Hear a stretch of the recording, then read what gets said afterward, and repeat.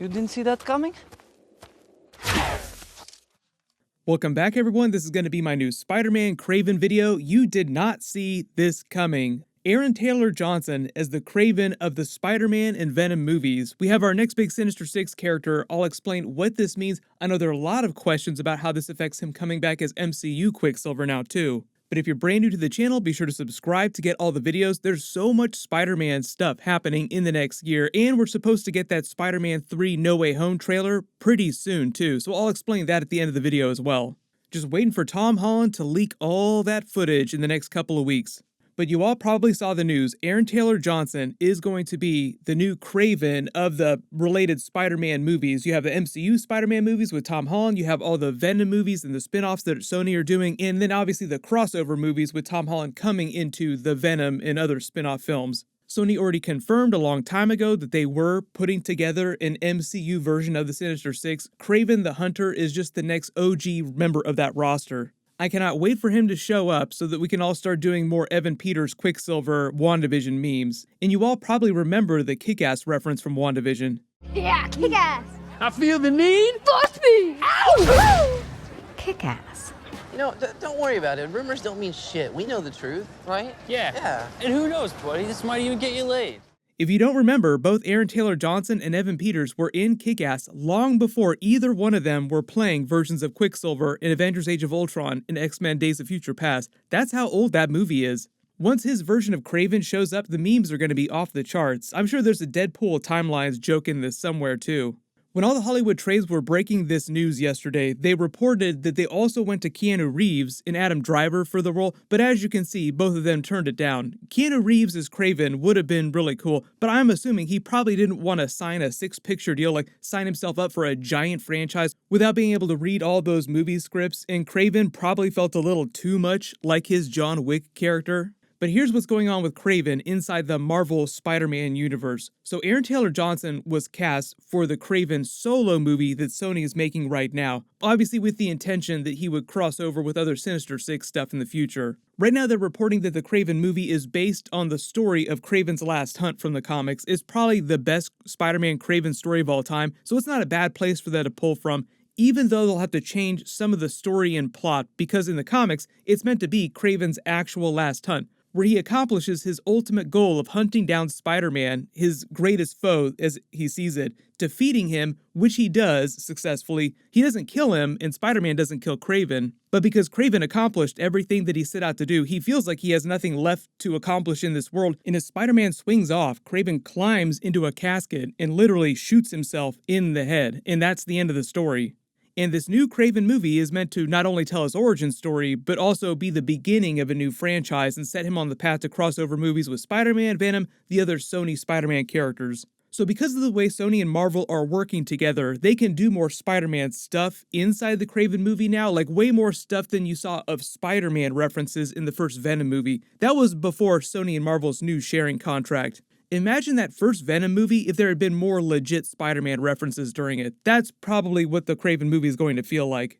And if you didn't spot it last year, there were Kraven Easter eggs in some of these movies already. So when they were filming the Morbius movie, on the set there were some trucks that read Kraven. I mean, it was very overt what they were trying to reference here. The rest of the text on the trucks here just says Kraven pastries from the Bronx in the New York City area, like gourmet meats. This is obviously happening in the New York City area where the Morbius movie takes place and where a lot of the Venom 2 trailer footage takes place, and apparently they're implying that Kraven runs a food service business as cover for his hunting activities. Like the ultra-fresh gourmet deli meats he's selling are from all the animals that he hunts. But the Kraven truck was from the Morbius movie. Morbius is a Venom spinoff, so obviously they're all meant to cross over. The MTA buses with the Daily Bugle logo from the Tobey Maguire Spider-Man movies that say, "Where's Spider-Man?" those are also from the Morbius movie, which isn't coming out till January next year. So we'll actually see Venom 2 before we see Morbius, but I think that they changed things a little so that the timeline makes sense, all the post-credit scenes make sense.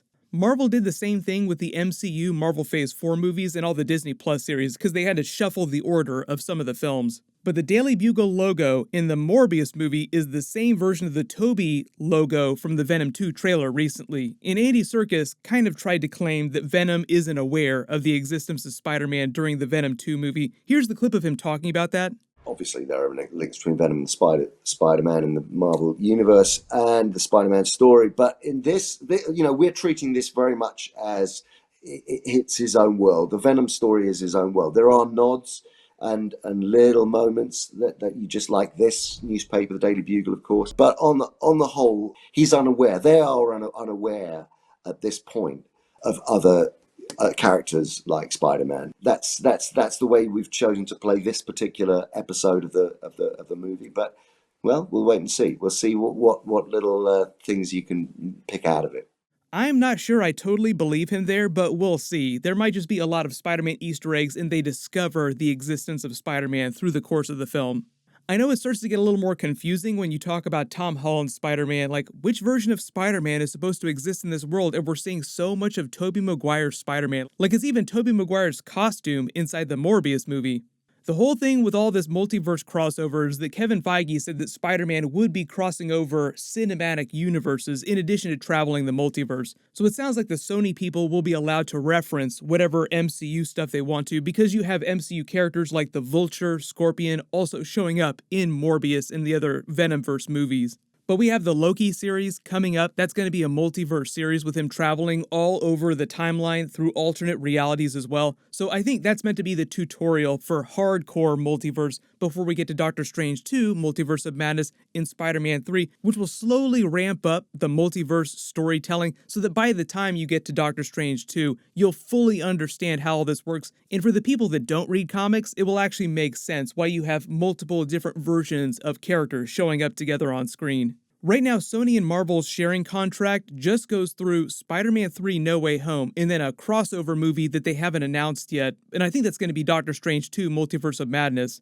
But the president of Sony Pictures said that they would renew their deal and they would do Spider-Man 4 with Marvel. But the renewal cycle that they're on is sort of like a 2-movie deal. Like, we'll re-up for 2 movies, then we'll sign another deal for another 2 movies, so on and so forth, until they decide to not do it anymore. Or until Disney finally just decides to buy Sony outright and get the Spider-Man character back. But all we know about is Spider-Man 4. After that is just pure speculation. Like live-action Miles Morales, they've talked about doing a live-action Spider-Man Into the Spider-Verse. It sounds like Spider-Man 3 No Way Home is already kind of introducing some Spider-Verse concepts. But it does sound like the live-action Sinister 6 movie they're setting up in the background that this version of Aaron Taylor Johnson Kraven would be a part of will be a Sony production with Kevin Feige just producing tangentially. Like he was a producer on the DL for the first Venom movie even though there wasn't a lot of publicity about that. So even if some of these big Spider-Man movies aren't made by Marvel, Marvel is still very much involved in them being made.